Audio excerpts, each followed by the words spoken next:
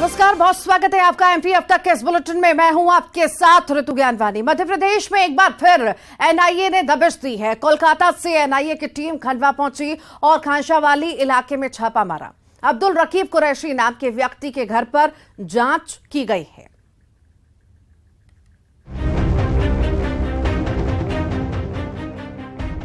हाल ही के दिनों में जांच एजेंसी एनआईए की मध्य प्रदेश में आवाजाही बढ़ी है। कोलकाता से खंडवा पहुंची एनआईए की टीम ने अब्दुल रकीब कुरैशी से जुड़ी जानकारियां खंगाल रही है। खांशावाली इलाके में जांच एजेंसी के छापे के बाद से सनसनी फैल गई है। रकीब पर सिमी और आईएसआई से जुड़े होने का शक है। एनआईए की टीम ने परिवार से जानकारी भी ली है, साथ ही रकीब के कमरे को भी छान मारा है। एनआईए की एक टीम जो कलकत्ता यूनिट से आई है, उनके दो अधिकारी आए हैं और उन्होंने पुलिस असिस्टेंस की मांग की थी।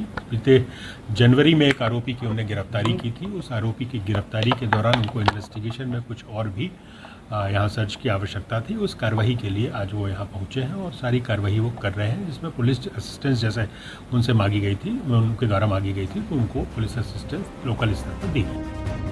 इससे पहले पश्चिम बंगाल की एटीएस ने गंज बाजार 16 खोली से रकीब को गिरफ्तार किया था। रकीब के बारे में पश्चिम बंगाल से गिरफ्तार उसके साथियों ने जानकारी दी थी। खबरों की माने तो रकीब निमाड़ अंचल में अपना नेटवर्क फैला रहा था। जाहिर है पूछताछ में जांच एजेंसियों को कुछ पता चला है, जिसके बाद रकीब के घर जांच की गई। उधर संदिग्ध आतंकियों की गिरफ्तारी को लेकर सीएम शिवराज सिंह चौहान ने बयान दिया। उनका कहना था कि लव जिहाद, धर्मांतरण जैसे कुचक्रों को एमपी में नहीं चलने दिया जाएगा। धर्मांतरण और धर्मांतरण के बाद आतंकवादी गतिविधियों को प्रश्रय, असंतोष फैलाने की कोशिश करना, ये हमने बहुत गंभीरता से लिया है। और मैं ये साफ कर देना चाहता हूं, ना तो लव जिहाद चलेगा, धर्मांतरण का कुचक्र चलने नहीं देंगे। एमपी में पीएफआई के बाद एचयूटी के संदिग्धों की गिरफ्तारी खतरे की घंटी की ओर इशारा कर रही है। ये तो शुक्र है कि जांच एजेंसियों के रडार पर ये लोग पहले से थे। इस वजह से इसकी जानकारी किसी बड़ी घटना से पहले हो गई। कहा तो ये जा रहा है कि आने वाले दिनों में कुछ बड़े राज खुल सकते हैं।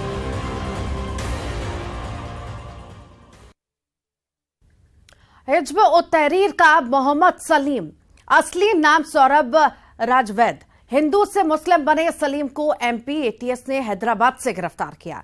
भोपाल के बैरसिया इलाके में सलीम के माता पिता रहते हैं। 2010 में जब इसने धर्म परिवर्तन किया था, तब परिवार के लोगों ने विरोध किया था। परिवार के विरोध के बाद सौरभ राजवैद घर छोड़कर चला गया था। इसकी करतूतों का जब खुलासा हुआ तो सौरभ की मां वसंत जैन रोने लगी। इसके पिता का नाम डॉक्टर अशोक राजवैद है। सौरभ राजवैद ने अच्छी शिक्षा हासिल की थी। पिता डॉक्टर अशोक राजवैद ने कहा कि ये सब कुछ अंतर्राष्ट्रीय साजिश के तहत हुआ है। तेज लड़कों पर उनकी नजर होती है, उनको हिंदू से मुस्लिम बनाते हैं। ये डॉक्टर जाकिर नाइक की साजिश है।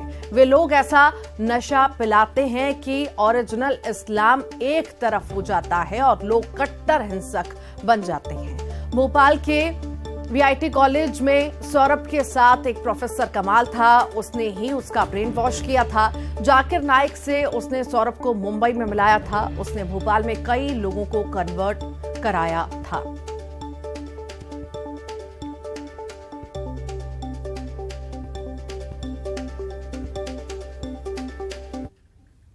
पे उनके खिलाफ मैंने कार्रवाई की, उसका प्रोग्राम बंद करवाया बॉम्बे में। तो मुझे कई बार ये डाउट होता है कि उन लोगों ने मुझसे बदला लेने के लिए मेरे बेटे जो सॉफ्ट कॉर्नर था, जो उदार था, ईमानदार था, मेहनती था, एक तरह से टॉप पिस्ट था एम फार्मा में, उसको गुमराह किया और उसको जो है धीरे धीरे 3 साल में उसको कन्वर्ट किया। और जब मुझे लगा कि ये पट्टी से उतर गया तो मैं निकाल बाहर कर लगाकर बैठी हैं। आपको लाना है, आप कोशिश करो कि हमारा लड़का हमारे पास आ जाए। आपका होता तो आप भी तो कोशिश करते कि नहीं करते, तो ऐसी कोशिश करो आपके हमारा वापस आ जाए। आपकी माँ होती तो आप उनकी मदद नहीं करते, तो हम भी तो आपकी माँ है ना, तो आप हमारी मदद नहीं करोगे क्या? भोपाल और हैदराबाद में एनआईए और एटीएस की कार्रवाई में जाकिर नाइक का नाम सामने आया। गृह मंत्री नरोत्तम मिश्रा ने जाकिर नाइक पर हमला करते हुए कहा कि जाकिर कोई शांति का दूत नहीं है। वहीं वीडी शर्मा ने इसे लेकर दिग्विजय सिंह पर भी निशाना साधा।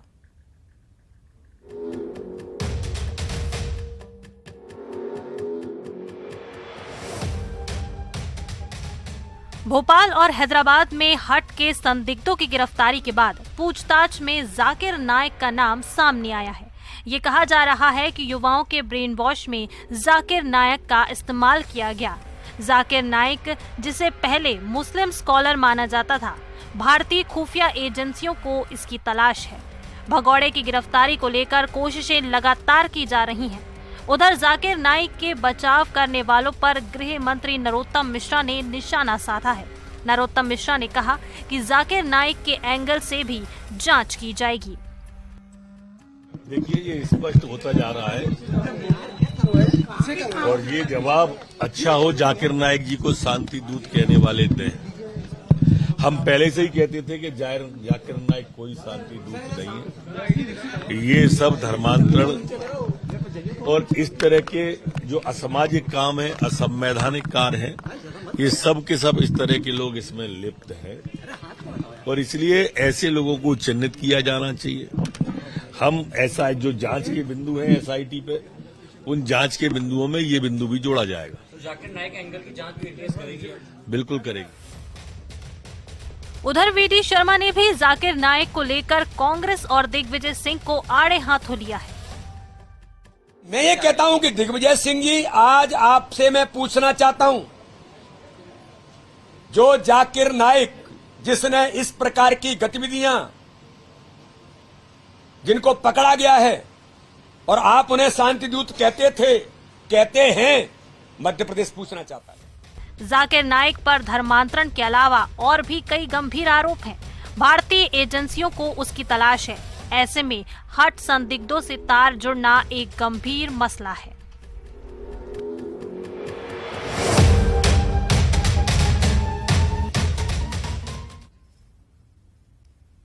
हिंदुत्व वाले बयान पर बीजेपी ने एक बार फिर दिग्विजय सिंह के खिलाफ मोर्चा खोल दिया है। ज्योतिरादित्य सिंधिया ने दिग्विजय के पुराने बयानों को लेकर भी निशाना साधा और कहा कि उनका असली चेहरा सामने आ गया।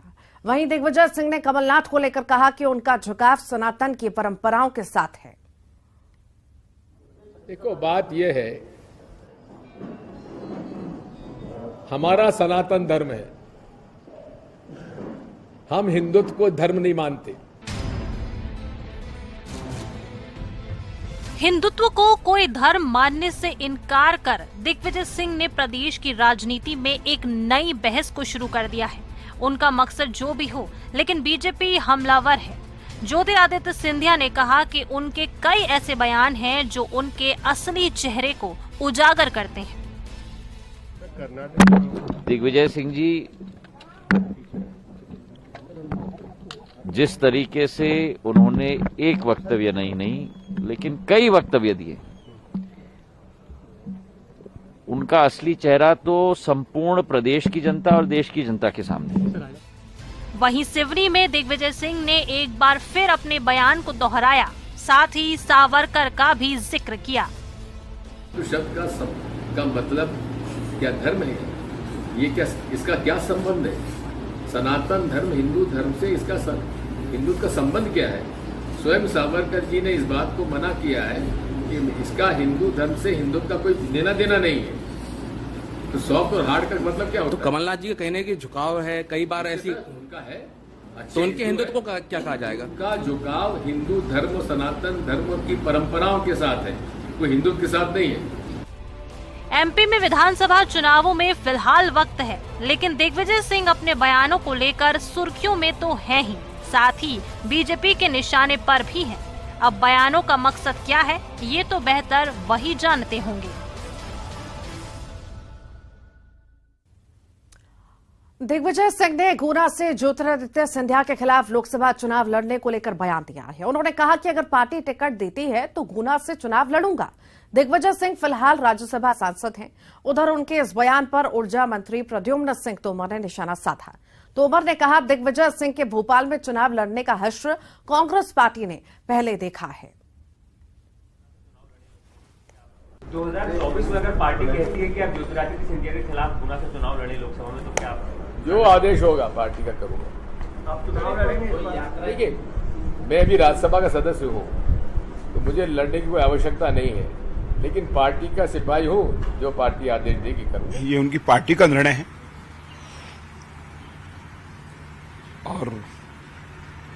उनको चुनाव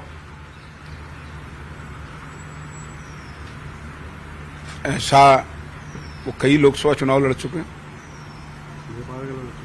भोपाल का भी चुनाव लड़े थे, इसी दमखम से लड़े थे। परिणाम आपके सामने। शिवराज कैबिनेट ने कई अहम प्रस्तावों पर मुहर लगाई है। कैबिनेट ने मंदिरों के साथ ही रेत खनन नीति में संशोधन को मंजूरी दी है, तो वहीं SC/ST छात्रों को भी बड़ी राहत दी है।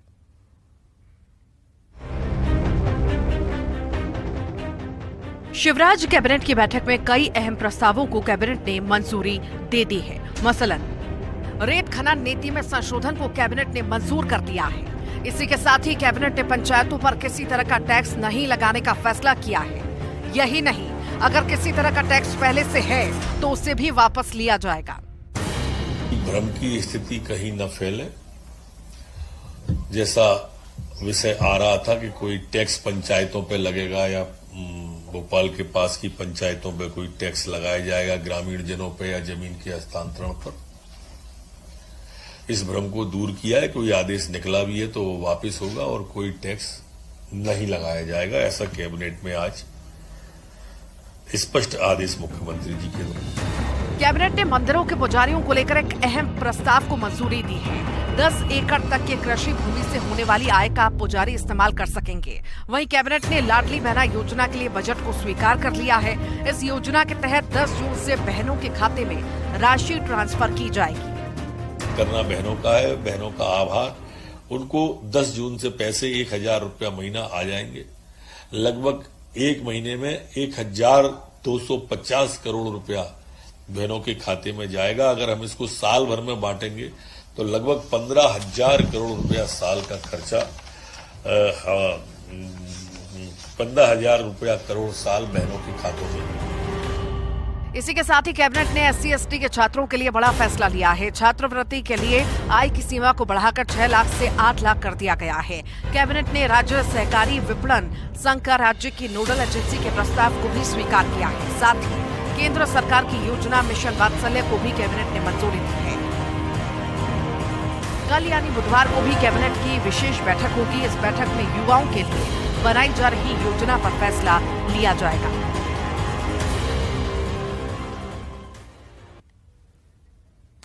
MP में कांग्रेस को झटका लगा है। पूर्व विधायक सत्यप्रकाश सखवार ने बीजेपी की सदस्यता ले ली है। मुरैना के अंबा से सखवार विधायक रह चुके हैं।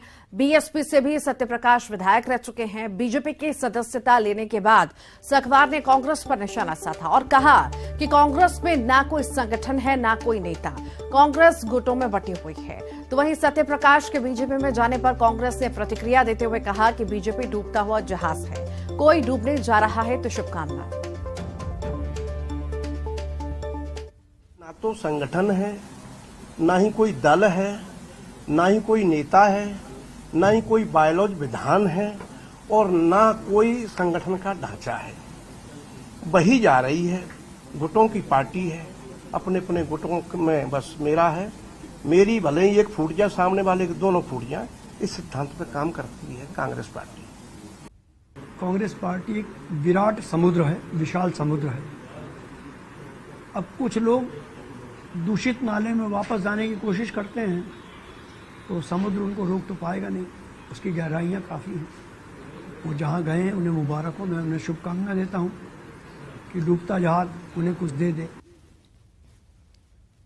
पटना में बागेश्वर धाम प्रमुख धीरेन्द्र शास्त्री की हनुमंत कथा जारी है। धीरेन्द्र शास्त्री ने कहा कि बिहार से हमारा संकल्प पूरा होता दिख रहा है। 5 करोड़ लोग भी घर में धर्म ध्वज लगा लें तो हिंदू राष्ट्र की ओर भारत अग्रसर हो जाएगा। वहीं बागेश्वर धाम सरकार का गुजरात में भी दरबार लगेगा। 26 और 27 मई को सूरत में दरबार लगेगा, तो वहीं अहमदाबाद में 29 से 31 मई तक दरबार लगेगा, जबकि 1 और 2 जून को राजकोट में हनुमंत कथा का आयोजन होगा। बिहारी आदमी सब पे भारी होता है।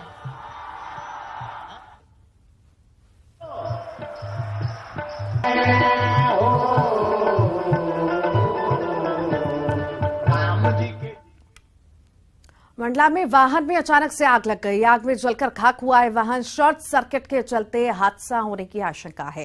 ग्वारा गांव में एक बारात में ये गाड़ी आई थी। बम्हानी पुलिस फिलहाल पूरे ही मामले की जांच पड़ताल कर रही है। वाहन में अचानक से आग लगी है। तस्वीरें आप देख रहे हैं मंडला की, जहां पर वाहन में अचानक से आग लगी। आग में जलकर पूरा वाहन खाक हो चुका है। मंडला की तस्वीरें हैं जहां पर वाहन में अचानक से आग लग गई। आग में जलकर वाहन खाक हुआ है। बता दें आपको, शॉर्ट सर्किट के चलते हादसा होने की आशंका जताई जा रही है। ग्वारा गांव में एक बारात में ये गाड़ी आई थी। बम्हनी पुलिस फिलहाल पूरे ही मामले की जांच पड़ताल कर रही है।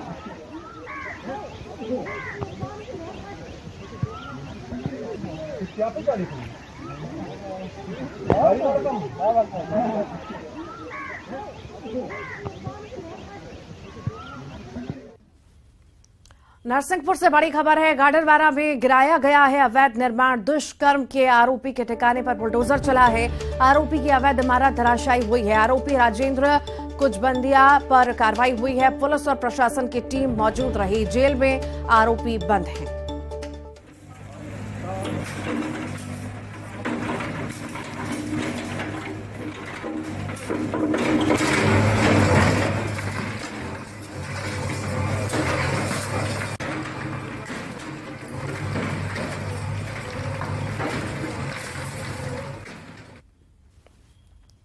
तीन शहर से हादसे की खबरें आई हैं। टीकमगढ़ में टायर फटने की वजह से ओवरलोड ट्रक पलट गया।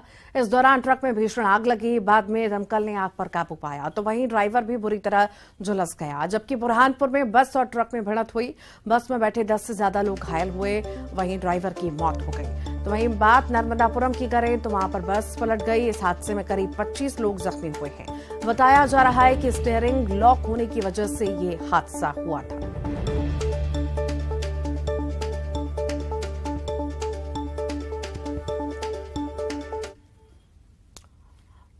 ग्वालियर की अब बात करेंगे, जहां पर हर्ष फायरिंग का वीडियो सामने आया है। शादी समारोह में युवक ने हर्ष फायरिंग की है। वीडियो में एक युवक पिस्टल लहराकर नाचता दिखाई दे रहा है। उधर तस्वीरों के सामने आने के बाद ग्वालियर क्राइम ब्रांच जांच में जुटा हुआ है।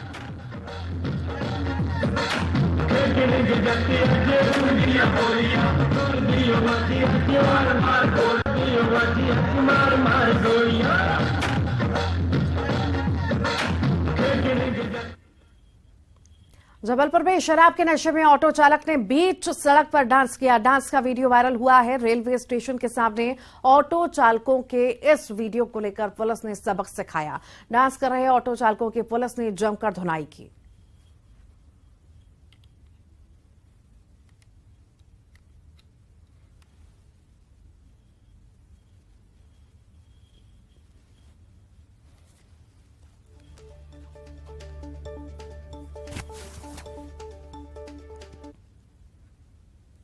और आइए अब देखेंगे 25 सेकंड में खबर। बीजेपी विधायक इंदू तिवारी ने दिग्विजय सिंह के खिलाफ खोला मोर्चा। दिग्विजय सिंह को भेजा कानूनी नोटिस। दिग्विजय ने पीडीएस घोटाले का लगाया था आरोप। राज्य में उर्वरक के अग्रिम भंडारण के लिए होगी नोडल एजेंसी। केंद्र सरकार की योजना मिशन वात्सल्य को कैबिनेट की मिली सहमति। सौरभ मामले पर सीएम शिवराज को बयान। जो तथ्य सामने आए हैं उसकी गहराई में कर रहे हैं जांच। एमपी में लव जिहाद धर्मांतरण का कुचक्र चलने नहीं देंगे। हिंदुत्व पर दिग्विजय के बयान पर गृह मंत्री नरोत्तम मिश्रा का हमला। कहा, मुगलिया सल्तनत के पैरोकार हैं मिस्टर बंटाधार। पकड़े गए आतंकवादियों पर क्यों नहीं उठाते सवाल। वीडी शर्मा ने जाकिर नाइक को लेकर दिग्विजय सिंह और कांग्रेस पर बोला हमला। कमलनाथ बताए जाकिर नाइक पर उनके क्या हैं विचार। जाकिर नाइक जैसे लोग आतंकवाद को देते हैं बढ़ावा। लव जिहाद पर बीजेपी प्रदेश प्रभारी मुरलीधर राव का बयान। लव जिहाद का मामला आतंकी संगठनों से जुड़ा, देश विरोधी आतंकियों से जुड़े इसके दावे। दिग्विजय सिंह के हिंदुत्व वाले बयान पर सिंधिया का पलटवार। उनका असली चेहरा देश प्रदेश की जनता के सामने आ गया। उनके बारे में जितना कहा जाए वो कम है। भोपाल में सफाई अभियान के साथ ही शुरू होगा भोपाल गौरव दिवस जश्न। 1 जून को मनाया जाएगा भोपाल का गौरव दिवस। सीएम शिवराज ने दिए भव्य तैयारियों के निर्देश। बागेश्वर धाम सरकार धीरेन्द्र शास्त्री का गुजरात में लगेगा दरबार। सूरत, अहमदाबाद और राजकोट में होगा आयोजन। पीएम मोदी ने देश भर के 71,000 युवाओं को वर्चुअली दिए अपॉइंटमेंट लेटर। एमपी के युवाओं को भी दिए नियुक्ति पत्र और साल के आखिरी तक 10 लाख भर्तियों का लक्ष्य। और इसी के साथ ही एमपी अब तक के बुलेटिन में इतना ही।